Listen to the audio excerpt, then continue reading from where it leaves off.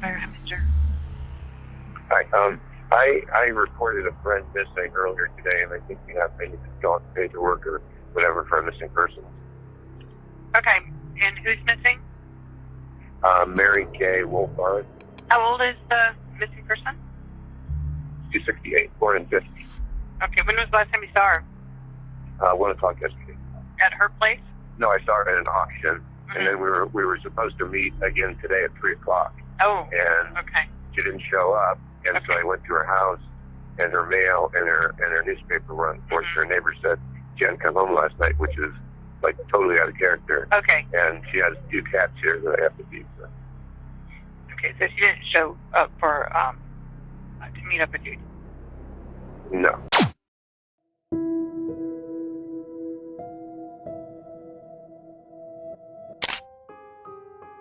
Mary Kay Katie Wohlfarth was described as a woman who loved life, was remarkably energetic for her age, and had a fondness for animals, portraying her as a young-at-heart individual. Wohlfarth, aged 68 and residing in Ohio, worked as an antique dealer and became a victim of murder in 2019. In the camera footage we were watching, Katie was placing the surplus antique items she had purchased into her storage unit, engaging in what seemed like a rather ordinary task for herself. However, she had no idea that a tragic end was approaching.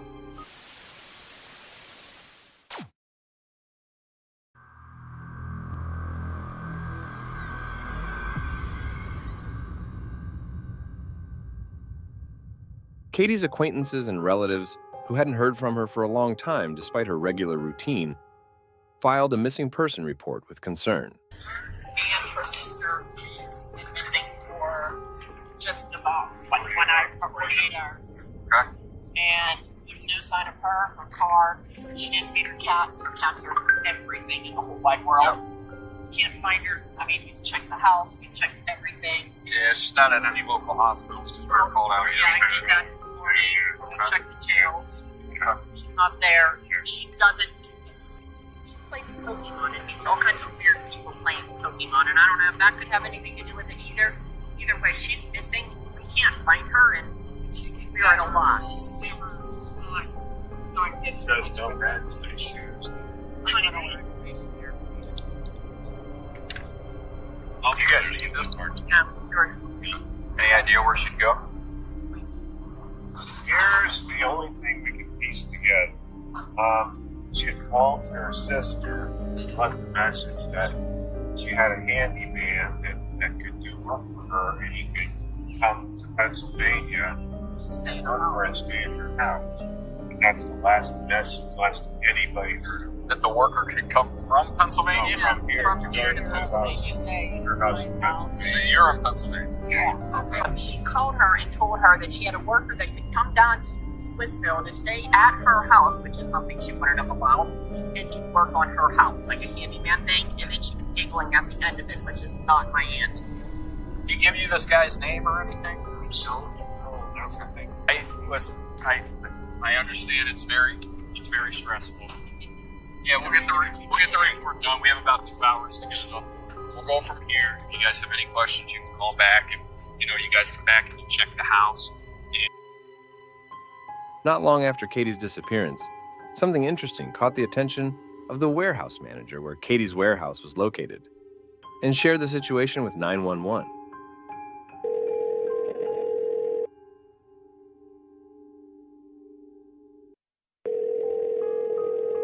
Akron Police and Fire, Stephen R. Good morning. My name is Craig. I work at Leslie's Floor Sanding. Yeah. We have rental units behind our building. And there is a lady that has been missing. I don't know if a report has been filed. Okay. Her name is Katie Wohlfarth. My reason for calling is that her rental unit has been entered by another individual. We have it on surveillance tape. Okay. And to my knowledge, that individual has no permission, reason, authority to go in there. Okay, so Katie, well, how do you know she's missing? Well, her partner, a man by the name of Dave, they both rent units from us.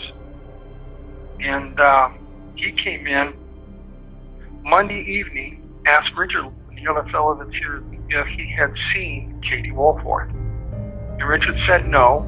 And Dave came in again this morning, and I started looking for the security tapes that we've got, and I found this individual going into her unit. Detectives launched an in-depth investigation to the suspicious incident after this conversation.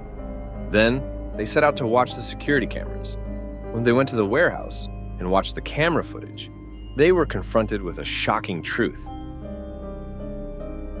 The name of the person we were watching on the CCTV footage is Michael Olson. Olson, whose father was the owner of Katie's counter warehouse, had not had any problems with Katie until that day. We even know that Olson used to be a mechanic for Katie. Olson, who was acting friendly at the beginning of the video, starts to show strange and creepy attitudes as the seconds pass.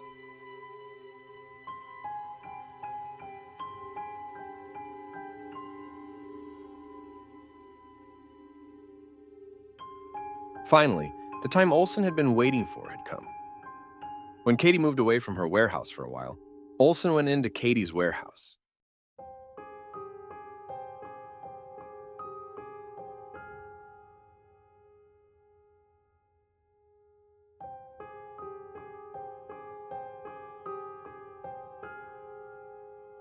The moment Katie walked into her warehouse, unaware of the uninvited person, the doors suddenly closed, and there was no movement for 20 minutes.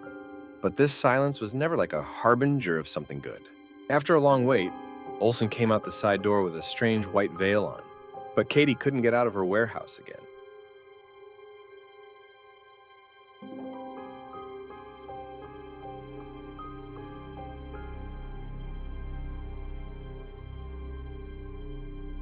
Olson, as we guessed when we were watching, had done bad things and was trying to cover it up.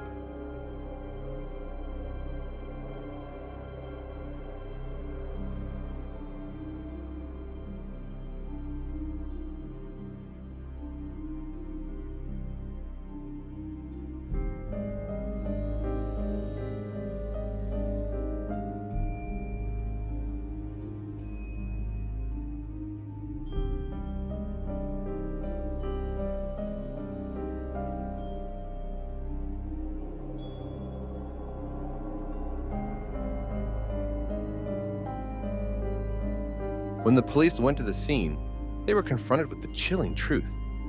They saw a woman's foot hanging out of the garbage can, and then when they followed the traces of blood that were found there immediately, they saw an iron stick soaked in blood. When they removed the body from the garbage can, what they saw was sickening. The trousers of this lifeless female body had been pulled down. The puzzle pieces were falling into place more and more. Not long after the incident, he was caught exhibiting inappropriate behavior in a different part of the city. But he didn't know what he was up against yet.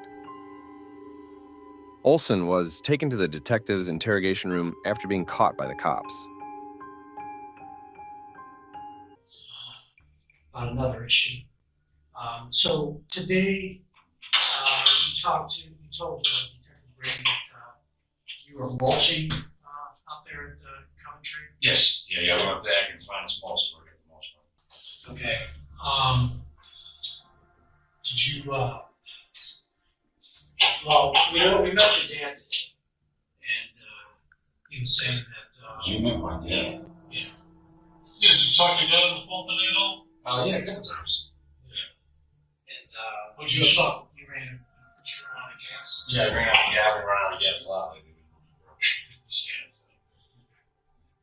Oh, yes. What did you guys talk about? Like you said, he called me up earlier to go get a guy to bring up the gas and finish gun. And that was about it. Did you say that we wanted to talk to you? We? The Akron place? No, not at all. So your storage unit up there up on North Hill. Yeah. Well, it's That's your dad. It's my dad's, yeah, it ain't mine. Who has access to it? Me and my dad. When was the last time you were there? I was up there either this morning or yesterday morning. I can't remember what the actual day was. you aware that that storage area, they've got all kinds of cameras? Oh, yeah, because of the thefts. Yeah. Were you up there Monday? What's today? Today's Wednesday. Monday. 2 days ago. I've been up there sporadically throughout the last week. I don't know exactly which day, but Wednesday. Oh, I think I was up there Monday. Now. Trigger him to evoke any sort of emotion. Is she looking like? Yeah, that's Dave and Kathleen? Katie? That's the same name, right? When's the last time you saw her? Probably just Saturday, Sunday, something like that. I was up there doing some stuff around the shop. Not Monday. I don't think it was up there. I don't think it was up there Monday. I know it was there over the weekend. Well, like I told you, they're steady. Yeah. Yeah. No, you watched. No, did you talk to her at all? No. Yeah, well, she actually tried to knock on my door one night. She said I was sleeping up there. I fell asleep or something. She gave me a fan if I was hot or something. So I haven't talked to her before yet. You find evidence, different things, hair, blood, different objects, and we can kind of piece together what happened.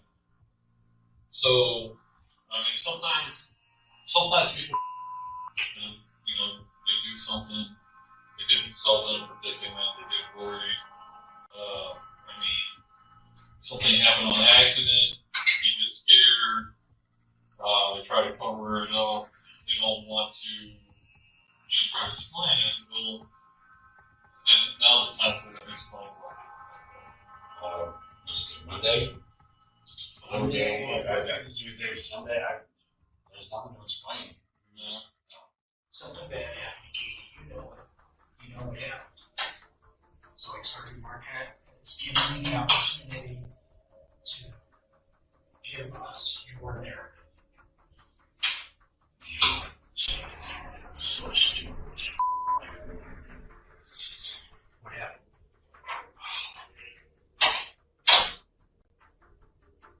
She wanted to give you some money. She wanted to give you a job. We have mistakes. Yeah. Tell them that. It's probably gonna help you. I mean, you can't feel good holding this in. No. Just tell us what something came over me. My ex-girlfriend, dude, she was a downfall. It's not she was only holding a gun to me and my ex-girlfriend, but she made me a different person. She was her toxic, narcissistic ways. I was mentally, verbally, emotionally abused. Just snap and Katie said something about my You know what? Well, tell us what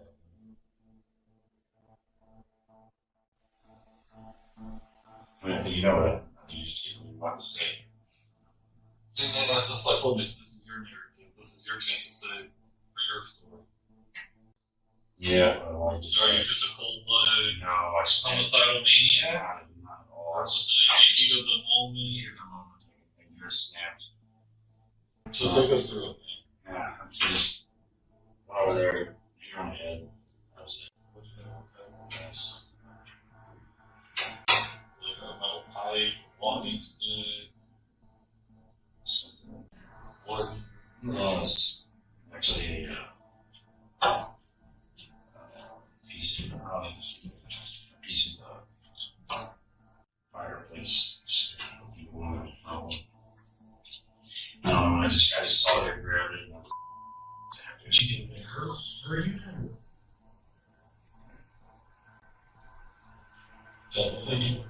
No, I just tried to get around the animals. It was dumb. She's never done it. Obviously, I'm going to jail for the rest of my life, but it's snapped, man. I've been so emotionally, verbally abused. You have no idea. We have a mother. We have a staying with, 35 years old.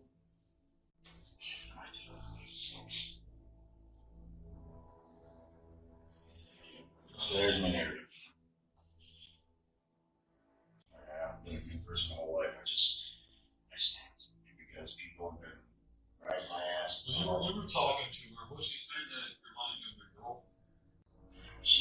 kind of talking about her a little bit, and she said that maybe you did this to her, and I don't know. So she was blaming you. I never did any of that actually. I just snapped.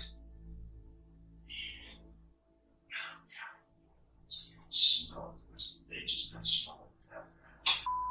Every time I smell my clothes. I'm mom, dad, if you watch this, I love you, I'm sorry. She's never done it. Snaps. Snaps. After his confessions, Olson was sent to court for trial.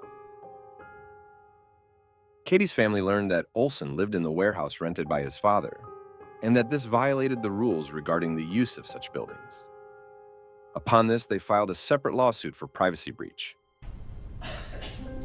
Well, sir, I've considered the relevant information, I've listened to the statements of counsel, and I've analyzed all the factors I'm required to analyze. Based upon the facts and circumstances, consideration of the relevant sentencing factors applying the minimum sanction I've determined will protect the public and punish you without imposing an unnecessary burden on state or local resources.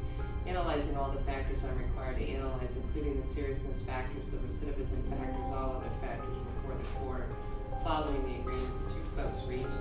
As part of that agreement, it's been stated very clearly on the record by both the state of Ohio, by Attorney O'Brien, and by you, Mr. Olson. The agreement was that you would serve a period of incarceration without the potential of parole or any other type of release. On the conviction of aggravated murder, you will be sentenced to a life sentence without the possibility of parole. On count 5, the court is going to impose a sentence of 18 months. Count 4, 18 months. Count 3, 12 months. Count 2, 11 years. Those sentences will be served consecutive, not concurrent. Anything else? Nothing further, Your Honor. Thank you. The court is in recess.